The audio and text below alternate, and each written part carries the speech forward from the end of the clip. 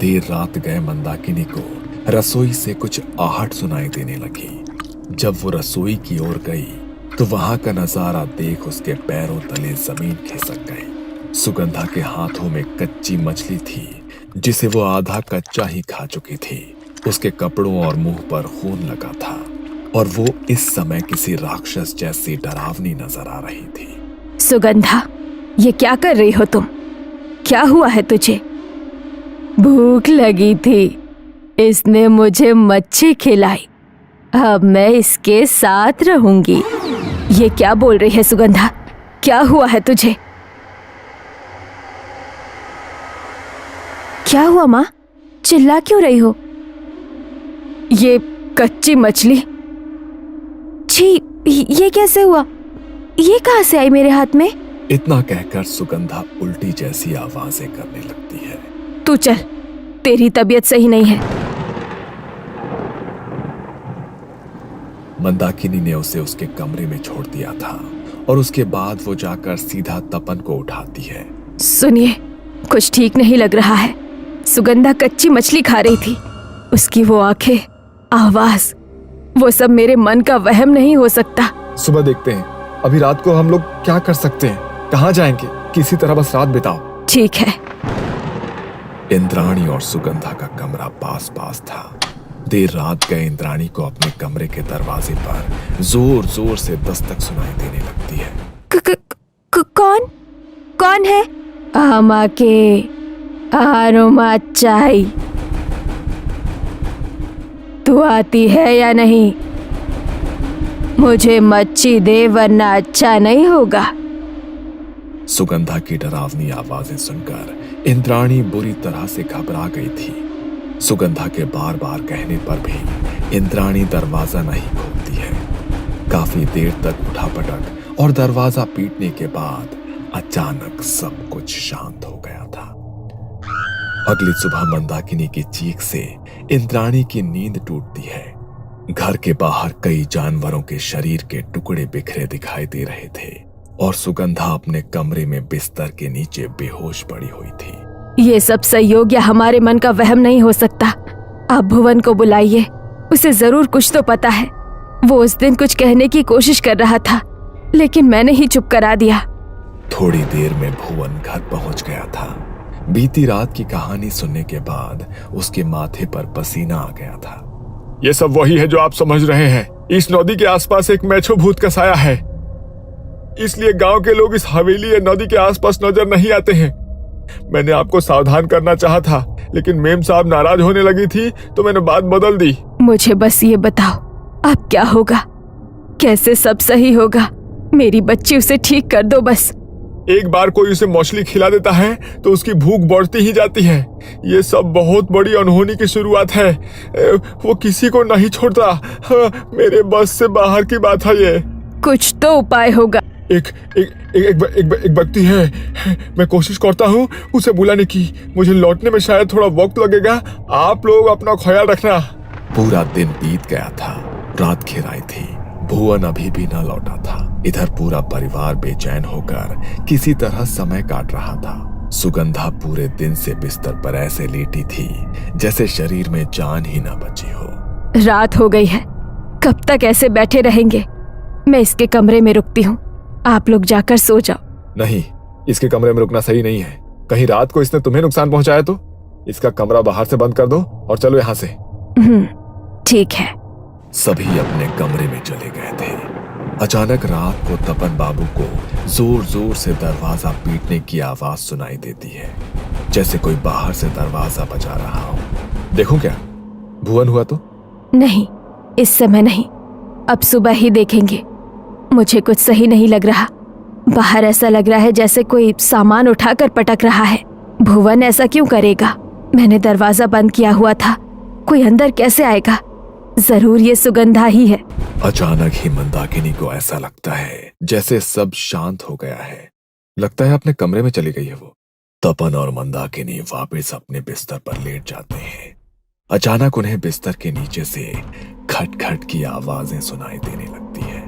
तपन हिम्मत करके बिस्तर के नीचे देखता है, लेकिन उसे वहां कुछ नजर नहीं आता। एक बार फिर सब शांत हो गया था। कुछ देर बाद जैसे ही वो अपनी आंखें बंद करते हैं, अचानक कमरे की खिड़की पर खटखट होने लगती है और तेज आवाज के साथ वो खिड़की खुल जाती है। पूरी रात यही आंख मिचौली चलती रही थी। किसी तरह डर के साए में रात बीती और सुबह उठकर जब मंदाकिनी ने सुगंधा का कमरा देखा तो वो अभी भी बाहर से बंद था और वो अभी भी अपने कमरे में बेहोश पड़ी थी। कुछ देर में भुवन एक सिद्ध पुरुष को लेकर घर में प्रवेश करता है। भुवन ने आपको बुलाया ना? क्या समस्या है? समस्या तो हम खुद ही भाप लेते हैं। तुम लोग सब बाहर जाकर बैठ जाओ, मुझे कुछ तंत्र क्रिया करनी है, उसके बाद उस लड़की को लेकर यहाँ आना। इसके बाद बाबा अकेले में कुछ मंत्र पढ़ने लगते हैं। माँ, मैं जरा पानी पीकर आती हूँ, बहुत प्यास लगी है। अरे बेटा, इस समय तू जा कहाँ रही है? बाद में पी लेना पानी। यूँ अचानक से बेचैन नजर आने लगी है। सुगंधा के लिए परेशान है ना? परेशान मत हो, हमारी सुगंधा बिल्कुल ठीक हो जाएगी, भरोसा रख। माँ की बात का जवाब दिए बगैर इंद्राणी रसोई की ओर चली जाती है। तभी बाबा सभी को अंदर बुलाते हैं। आपकी छोटी बेटी कहाँ है? आगे की विधि के लिए सबका यहाँ होना आवश्यक है। मैं देखता हूँ, शायद पानी पीने गई थी। तपन कुछ ही देर में इंद्राणी को लेकर वहां पहुंच जाता है। बाबा कुछ देर तक सुगंधा पर झाड़ फूंक करते हैं और फिर एक लोहे की कील को 7 बार सुगंधा के ऊपर से घुमा देते हैं। आप लोग बारी बारी से आइए, मैं सबके ऊपर से ये तंत्र करूंगा, इससे आपके आसपास से बुरी शक्तियां दूर हो जाएंगी। जैसे ही बाबा इंद्राणी के चारों ओर कील को घुमाने लगते हैं, इंद्राणी की आंखें लाल होकर चमकने लगती है और वो बुरी तरह से हांफने लगती है। तू मुझे भगाएगा पंडित? जा, चला जा, नहीं तो पहले तेरा ही खून पी लूंगी। पकड़िए इसे जल्दी, यही है वो।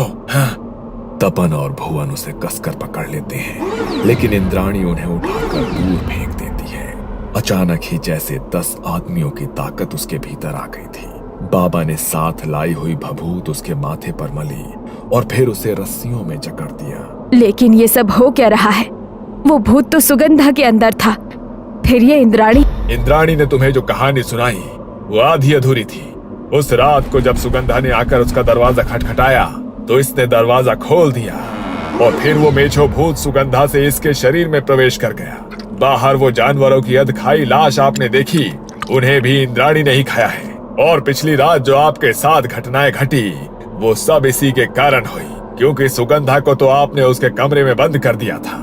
गनीमत रही कि आप लोगों ने दरवाजा नहीं खोला, वरना कुछ भी अनहोनी हो सकती थी।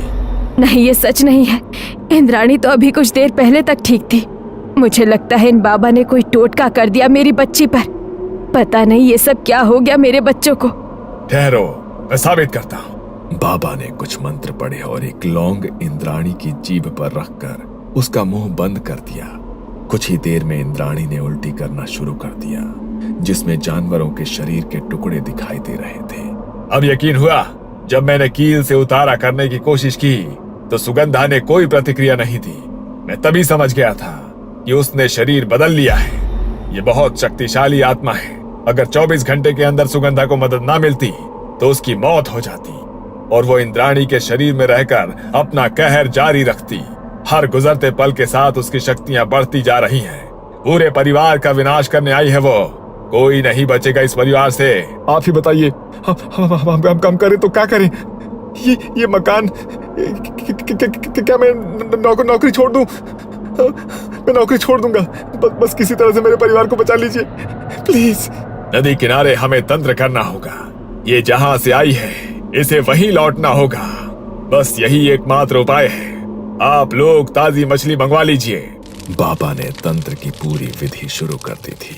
परिवार के सभी लोगों को अभिमंत्रित करके धागा पहनाने के बाद उन्होंने नदी किनारे रेत पर बैठकर 4 बांस सामने रखे और अपने मंत्रों की शक्ति से उन्हें जागृत करने के बाद घर के चारों दिशा में गाड़ने के लिए दे दिया।